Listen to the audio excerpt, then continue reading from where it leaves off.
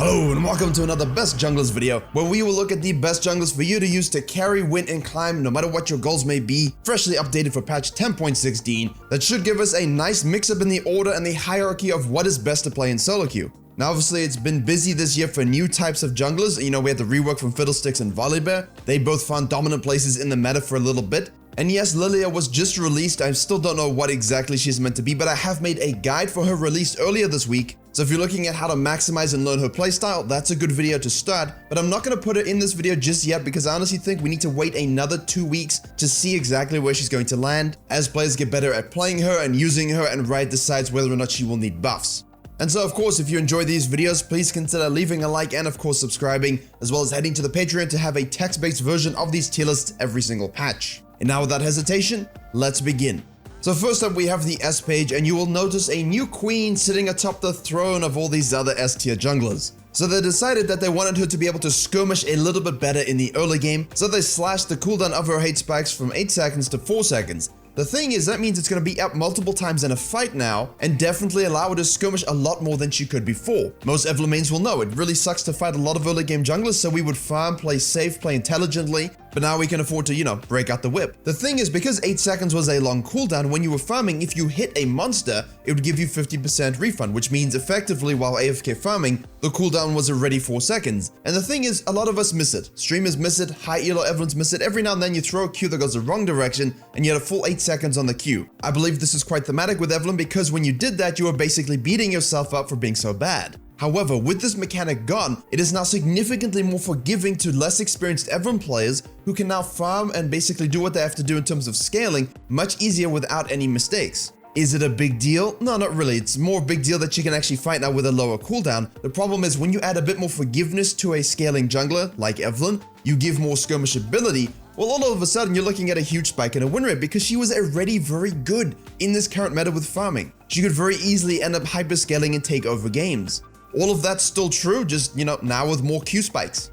All hail the new queen of the jungle. And, if you're like Bugs and you're afraid that he lost his kingship, to a degree, when they buffed his isolation damage from 100% to 120, I said, hey, that's a big change. It's going to make him very strong. And it did make him very strong, except now they've reduced that to 110%, so hopefully we're getting a happy medium. But don't be fooled, this champion is still very, very strong when used correctly. A lot of people won't play him now thinking the nerfs kill him, where it's more that he's still the best AD assassin jungler in the game. He's still very great at carrying games. We're seeing him in pro play as well. He's just actually slightly more balanced. In Korea with those buffs that were really maximizing the Q evolve and everything like that, you probably can go back to having more versatility, picking R or Q, what have you. But if you're looking for the evolves and the runes and the atomization, I made a Kha'Zix video not even 2 weeks ago if you wish to maximize the isolationist style of destruction. If a lot of that talk and these champions are too aggressive for you and you prefer to sit on your farm and watch the world burn, then yeah, Kha'Zix is still very strong. The changes they made in the previous patch, 8.15, really just evolved him into a 3-way flex pick, specifically strong in the bottom and the jungle. He was still spamming Qs, pressing R, and annoying everyone in the high elo jungle meta anyway, and once they threw in those changes, basically he just became a demon monster for every other elo as well.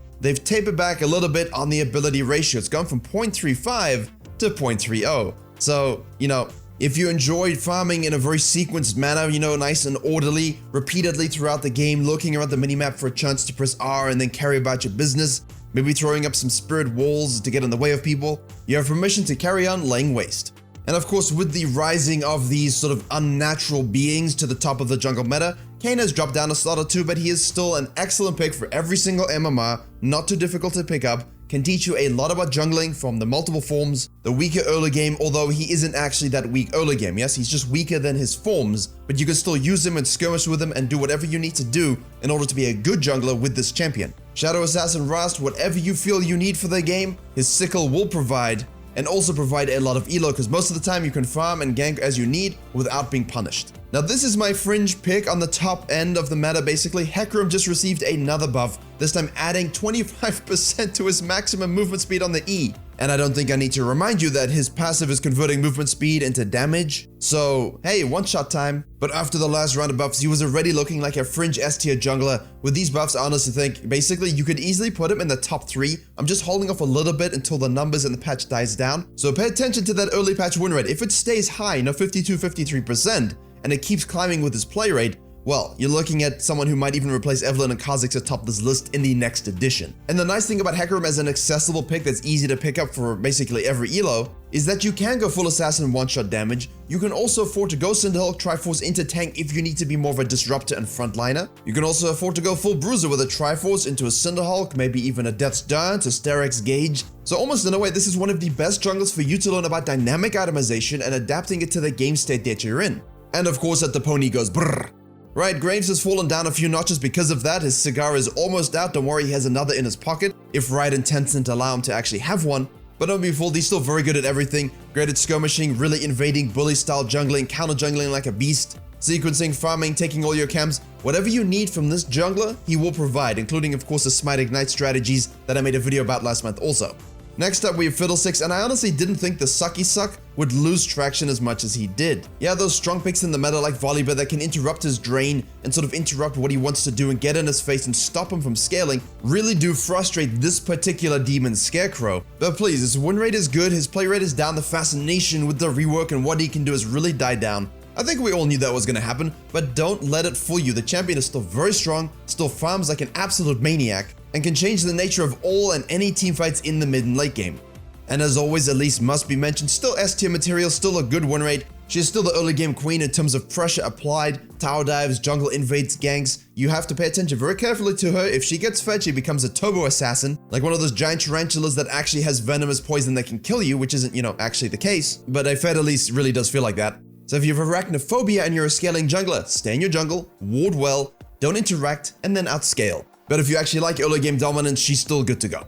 Now, as you would have noted, I spent a lot more time on the S tier page as we head into the A tier page because this one didn't change as much. I think the big notables there are the Evelynn shooting up, the Kha'Zix showing up again over the last patch, the Karthus being buffed, as well as of course Hecarim zooming. But in terms of supportive jungling, you still cannot go wrong with Zac. You still cannot go wrong with the objective control disruption tank Nunu, who of course has the Phase Rush Protobell build now. This is very common after they buffed the AP ratios about a month ago. But Aftershock is still a very good rune. It still has the same win rate as it did before. You can still afford to go full tank when you actually have to against things like Rengar. Just because you can go Phase Rush, it doesn't mean you need to always run around like a wacky inflatable arm flailing tube man, which would look a lot better with TP and Nunu, I have to say.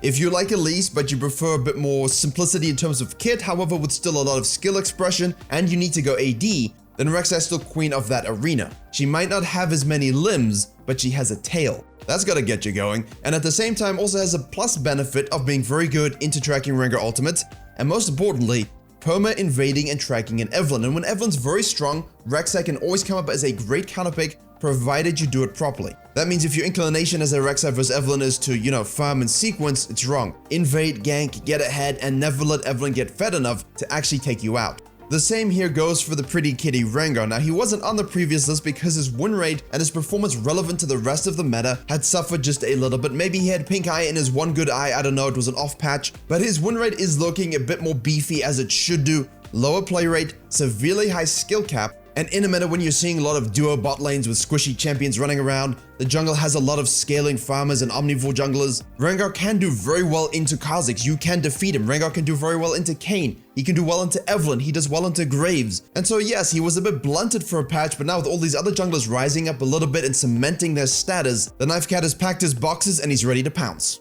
And now my favorite Viking bear, Volibear, my main, my first champion, one of my core that I've used all the years I've played League of Legends. I've been enjoying the resurgence. I've enjoyed the games, the stomps, the domination, but now they've nerfed Nimbus Cloak, which sucks, but it did kinda need a nerf. It was being used on everything. But then they also nerfed the movement speed on the Q. This sucks, I hate it, insert I hate them Anakin episode 2 memes. I honestly think for most of you and most elos he will be fine. I think in Diamond Plus it's gonna suck, which sucks for me and sucks for other high elo junglers who actually want to use something different that isn't Zac or Sejuani in the tank arena. You will still max W. I don't think you will need to max Q, although you can default to doing that if you wish to go for a more gank heavy playstyle just to get the procs on your movement speed, maybe 3 points into Q into W. We can sort of start playing around with that depending on your Volibear playstyle. But yeah, I think he's still strong, he's just definitely not OP, and honestly he might even border on the weak side as the patch develops. Let's keep an eye on it. Big Fs in the comment for the Volibear please. Shaco, is a champion. Shaco exists. I did some coaching with a Shaka player, against my will, I was held hostage. That is on the Virkayu gameplay channel,